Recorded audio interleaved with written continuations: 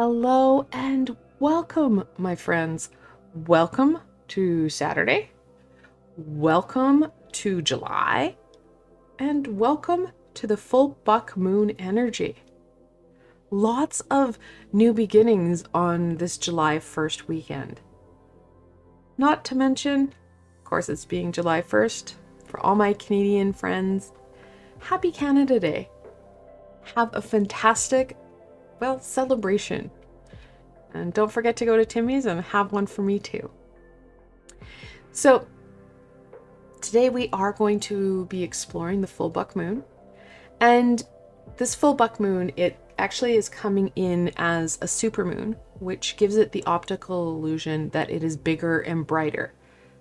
This bolder moon, it's an optical illusion. It looks bigger, it looks brighter.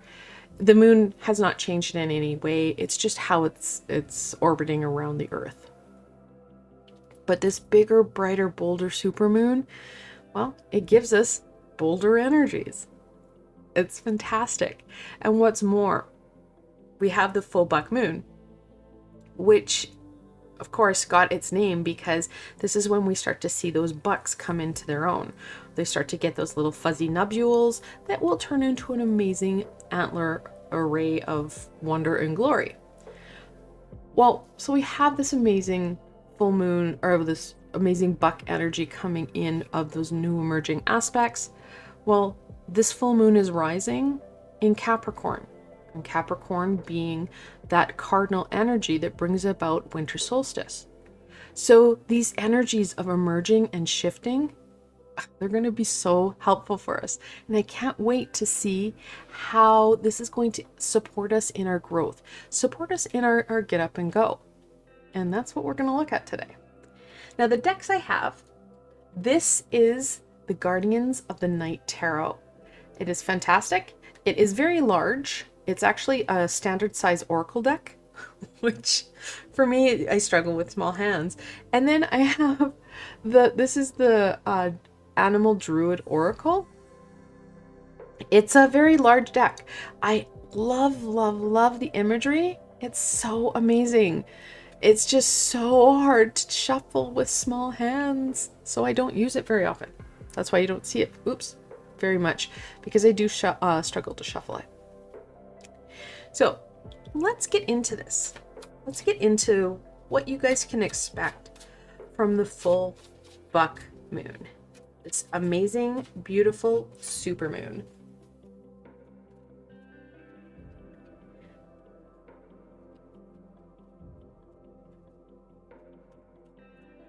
Even this deck, and this is why I don't have this deck on my channel very often as well. Not only it's a gorgeous deck, but again, it's so big. I understand they want to show off their artwork and imagery, and it's beautiful, absolutely. So cumbersome to shuffle. The Wheel of Fortune. I love it. I love the owls, and this is kind of a snake coiling around. Love it, love it, love it. And you can see the part of the snake here. That change, that shift, starting to see that snake kind of shed its skin. And I think that's going to be an energy we're going to see throughout this full moon time period. So for the next 5 days, where we have that ability to embrace the Wheel of Fortune and see things shift for our own good, for our greater good. The Hanged Man. Love the little possum. Of course, that's the card of let it go. And I know it's easier said than done. Oh, just stop overthinking things. Just allow the universe in. That is can be such a cop-out sometimes. Okay, sure. How? Well, that's a piece, right? We don't want to continue to have the blinders on. We don't want to have our head down and missing out on those amazing aspects.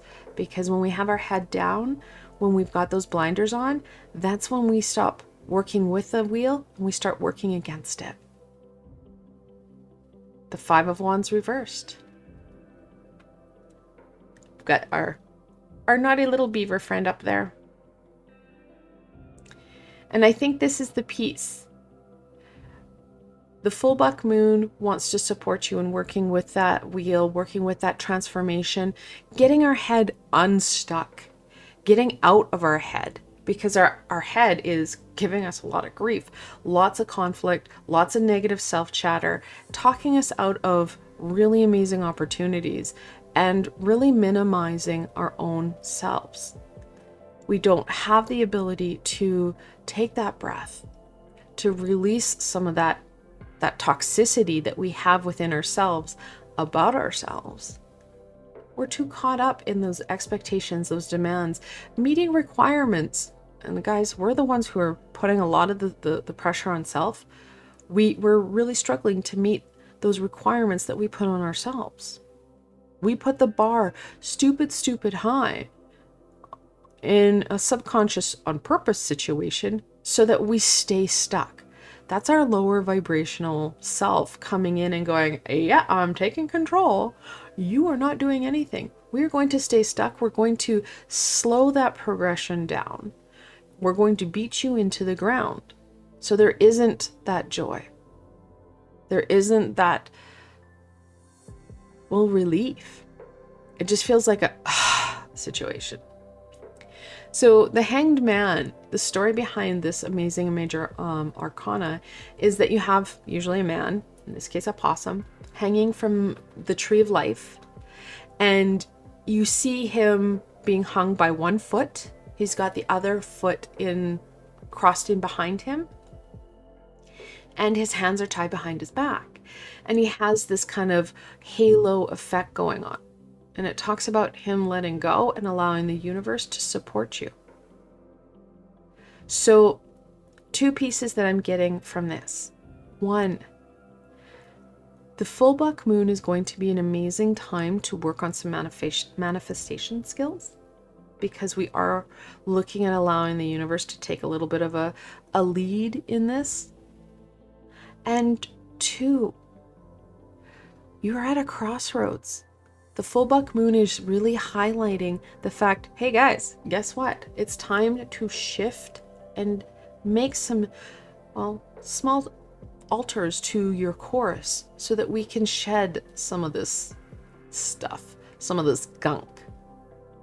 Now, last Tuesday, I did post a meditation or a meditative healing session where we released some of the frozen pieces from winter and the sticky sludginess that can come in on the spring to give ourselves some space. And I think that's going to really help with this shift that we're looking for. It'll help get rid of some of those toxic pieces and feelings. A tool that can support you in working with these energies. And I think the meditation's like 16 minutes long. It's not like it's a long period of time, because again, that's a lower vibrational piece. Oh, I don't have the time. How are we ever going to fit that in? Well, it's 15 minutes. It's not a long period of time. Not to mention, you can start to work with this in different ways. This negative self-chatter, we're going to use the beaver here to our advantage. That water will support us in getting rid of some of this intentional bathing, and even putting hands under water and allowing that energy to roll out of you is a supportive and amazing tool to help you work with the wheel and let go of some of those energies. Kind of feel that time for you. All right. Let's look at what further supports will help you to embrace the hangman, work with the wheel, and enjoy this amazing, beautiful moon. Because it is going to be a beautiful sight, because it is going to be bolder and brighter. Well, we want want that time, right? We want to be able to take a few minutes over the next 5 days to enjoy this beautiful moon, especially on the Monday, because it does rise fully on Monday.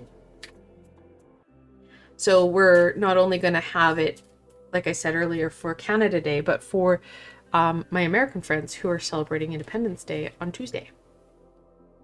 That'd be upside down. The frog. Oh my goodness. Yes. Going back to the water and the importance of water right now to help unstick you, get you degunked. But it also talks about, I guess, that drive and willpower. A frog, small little itty bitty guy, but he doesn't allow that to stop him. He's gonna jump into that little mound of dirt, looks like a mountain. It doesn't stop him. He doesn't look at it and go, oh yeah, that's too hard, I'm too small. No, he's determined to move and to go. And that's what we need to do. We need to have that determination. Because no, guys, the stuff that is being highlighted in this full moon is big stuff for us. Big ahas and learning. Because when we work with the Wheel of Fortune and the Hangman, that's when we're going to see those tools and skills really start to shine in a different way, because we're utilizing more aspects of self. And when we do get into situations where we feel stuck, overwhelmed, where that negative self-talk becomes toxic, we have the tools and skills that we can easily go, and here we go, this is what I need to do. Big aha moment. Oh my god, goose. Oh, yes. So again, we go back to the water. It's important that we do have that. We use that element to our advantage right now, because it will help with that kind of calming that inner self a bit. But the goose also reminds us they live in packs, right? They live in family units. That importance of community. They rely on each other for the predatory danger alert, right? So making sure that we are connecting into our physical support team. But it's not just any physical support team. It's the ones that are going to help us with that danger alert. That are going to help us get rid of some of this. Help us with this shift. Support us. Accepts us for us. And may understand we're struggling in different aspects and parts. However, want to support us. Want to see us to thrive and grow. What's more, the goose, and as a Canadian, our two kind of mascots, one is a beaver, one is a Canada goose. Looks different than this, same animal. Very vicious. Do not pet. Do not go out near. They will attack you. They hiss and they are fighters. And it's in that fight, that willpower. Again, it goes back to that willpower and drive, not to give up on self. So making sure that you do give yourself that time, the energy, and what's more, the permission to start to shift some of this stuff. Slow self down. Give yourself the 15 minutes to do something that's going to support you. It's going to help you move out of this toxic stuck and work with the wheel and let some of that energy go so that you're more in control of you. And that's a big part of this. We need to be in control of self so that we can make decisions for self. We can become more invested in our time. We're not an idle bystander that goes, oh yeah, that sucks. I'm just gonna kind of hermit myself in a hole here, rather than getting out and exploring and enjoying. We have these beautiful owls that are gonna give us messages. There's messages, there's wonder and beauty as we go throughout our journey, and we're missing that right now. All right, let's look at what further insight. Whoa, no.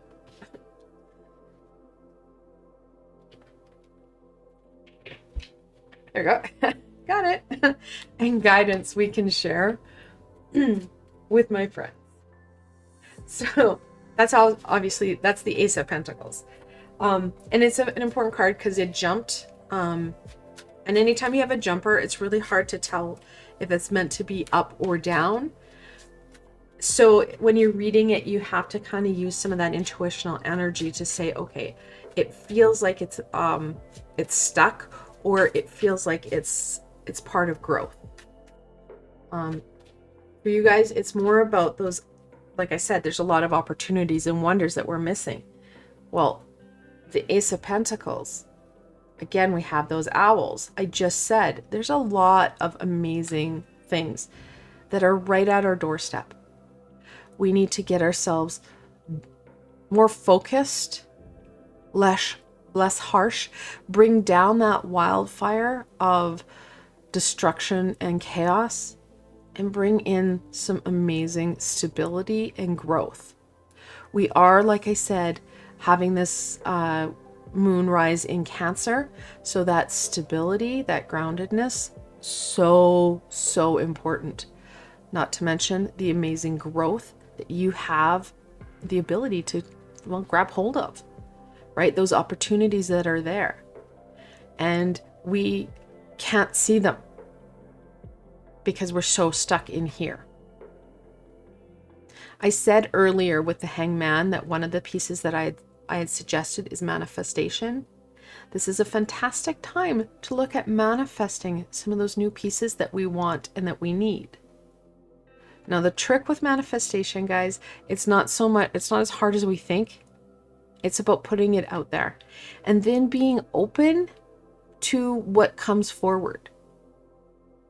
I've had people be able to manifest support within hours. I've done it within minutes because it was something I needed right away. And I'm just like, oh my God, I need help. We need this now. And then you let it go. That's the hard part, is letting that go. You let the universe do with what you need to do. We've also had situations where people have manifested stuff and they're still waiting for it. Sometimes if we're over specific, it minimizes our ability to manifest something because it's going to take a while. So if there's something that you need, sometimes being more general is better. So instead of saying, you know what, my car, it's on the fritz, I need a new vehicle, I need a mode of transportation that's more reliable. Instead of saying, I want a new car that's red, I want this specific model with leather seats and that's really specific. But if you say, you know what, I want a safer, more reliable form of transport that will be able to support me in providing what I need and being open to what that will look like, the universe will manifest it with you a lot faster. The Knight of Wands in reversal. Again, I think that goes back down to the willpower and determination. We're willing to fight and do stuff for others, but the minute it comes into us doing it for ourselves, a lot of times we're like, yeah, I'll just put that on the back burner. We can't give up on self. We can't allow that inner fire to fizzle. We want to use our tools and our supports here to fan the inner flames of determination and willpower and drive, rather than the fan of wildfire and chaos. I love it. The Two of Wands. I said earlier, when I was talking about the Hangman, I said two things. One, manifestation. Amazing time to work on that. And two, you're at a crossroads for choice, right? I said that the legs is in a crossroads position. It's in a crossing. Well, here we have that choice.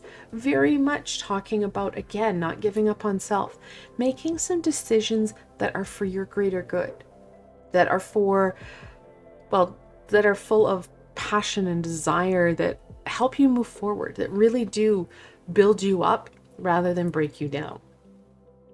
So lots of amazing opportunities for shifting out of some of this stuff that we don't need, that's really building up on us, and embracing some amazing aspects that are going to help us with that growth.